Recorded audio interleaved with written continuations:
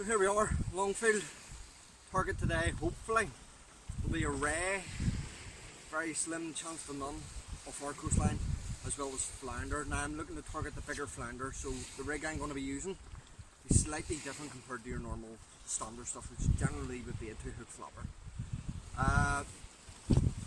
Rods, pin rampages, reels, standard fixed bull reels, 18-pound line, 60-pound paper chalk meter, using 6-ounce grip leads and 6-ounce continental leads. So I'll take you through the rig and a bait up.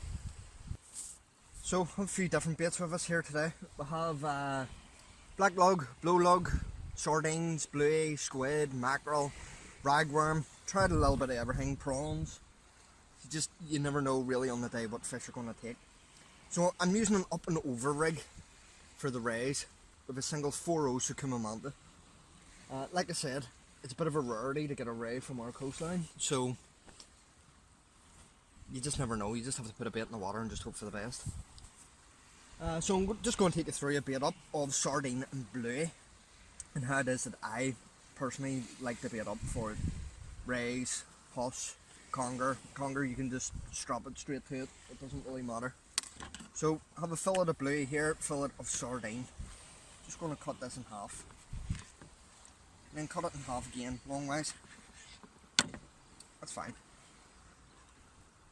Take your hook, go up and bring it out the top. I'm going to explain why. So, get bait elastic, this is Tronics, this is the fine stuff. I'm going to push where the hook is. I'm going to wrap it really hard, it just stops the hook from sliding down. That's fine. I'm going to take a part of the sardine, I'm going to put it back to back. See the skin part? I'm going to put it like that. The reason being is because the fish want the meat, they don't want the skin. Then I'm just going to wrap the whole way down. Just making sure that your line stays straight.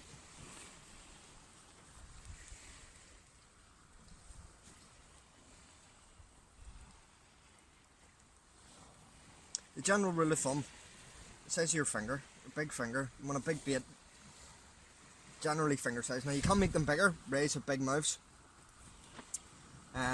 If you're looking to try and catch females from another shore mark, you can definitely make your baits bigger. But even just a small one I would be happy with, so that's why I'm not really making the baits that big.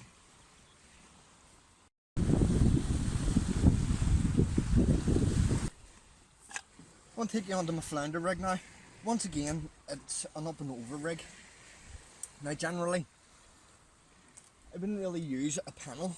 If you don't know what a panel is, it's basically, you're just adding a second hook to present a longer bait, so there's 2 hookup points. So what I'm going to do for this, I'll take blue lug, literally just going to thread it right round the hook, no problems. That's no problem. So put it up there. I'm going to put a couple of these on. I'm going to explain why I've decided that I'm going to actually panel this. Longfield is known for, actually, what's the name? Take a wee bit of black. Put a bit of black lug on it too, just to change up the sense a wee bit. So longfield is known to be really, really bad for crabs. So, just a theory, don't know if it'll work or what. Generally you'll find that crabs like hold on to the hook and eat the bait off the hook. So for me, what I'm hoping for is it's grabbing onto the bottom hook and eating it, which means there's still a bait slightly away from it that is still potential for the fish to hook itself. So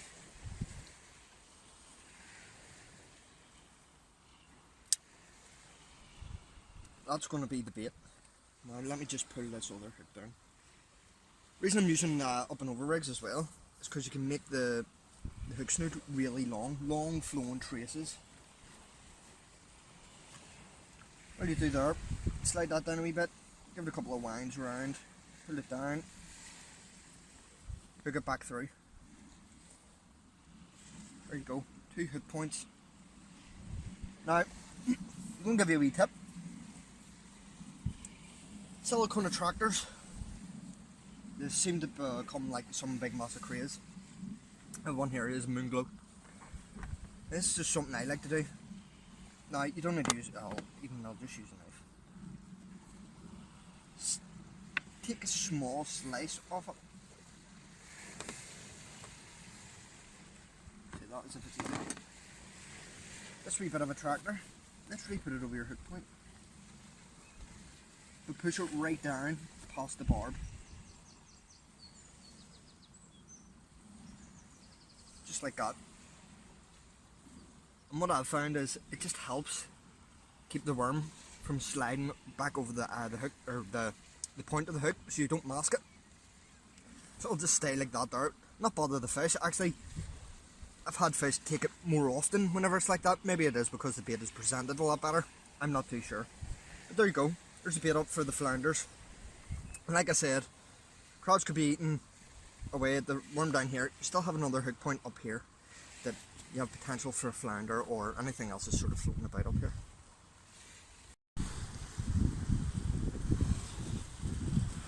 For me, there's one thing I like to do whenever I'm out. I like to have multiple rigs ready to go. So it means when you have a bait in the water, it means you can make a couple up, bring that fish in or bring it in to change the bait over. You're just unclipping one rig, putting it onto the next one, blasting it back out. More time you have in the water, more chance you have of a fish. There you have it. Small flounder. Not really the size I was looking for, but it did give me something. It's caught on the top hook of the panel. Most people wouldn't use a panel for catching flatties. Flatties tend to like just inhale the bait, so 2 hooks. That's just a recipe for disaster, but the theory worked. Crabs eat all the bait off the bottom hook. Fish still ends up getting caught in the top hook. So let's pop him back.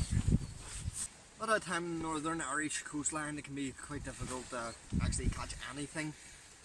Sometimes scaling down will help you. Sometimes also changing the baits, trying to keep your bait nice and fresh, keeping your hooks sharpened. I actually forgot to mention in the last wee part there on the rigs about the size of hooks I'm using for the flounders. I'm using size 2s, come on mantis. Nice sharp hooks. A wee bit more expensive, yes, but stay sharper for longer, and they're like real tough hooks. Changing your bait up, there's another prime example of just a completely different bait. Just change things up and see what works, see what doesn't. Like I said, on the day, fish are going to take different baits. So there's ragworm and just a small piece of bluey. The water's really really murky here compared to the last time I was here. So kind of really want scent in the water. It's not going to be so much about sight feeding. It's all going to be about scent. There you are, it's a slightly better stump of fish, and as you can hear, the wind is absolutely howling now. But there you go, slightly better one. It's only taken a good couple of hours just to get the second one, but it is springtime, things slow down, and here's primarily known to be more of a pillar crab mark than a lugworm mark, so let's pop them back. Go, unhooked, let's pop them back. So, unfortunately, the wind got really really bad, so I actually ended up later on that night going down to Downhill and trying to look for flounders and bass. I actually had another flounder, but because of the winds and because of obviously people on the beach, I ended up not recording it. Small schoolie, first for me, put lots and lots of hours on the Downhill as well as Benone, but eventually it will pay off. Just keep going out there, that's what it's about. Getting out, fishing, enjoying yourself. So that's all from me. I hope you enjoyed, and I'll see you all in the next video.